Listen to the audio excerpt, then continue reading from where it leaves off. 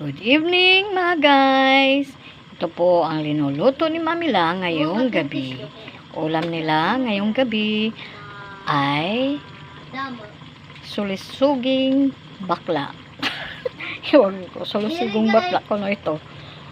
Tapos, linagyan ko po ng pangalan nito sweet and sour. Ayan mga guys. Ayan. Isda po to siya na sulisugi. Pero sulisuging bakla. Yan ang sabi. Yan mga guys. Ito po ang ulam nila for tonight.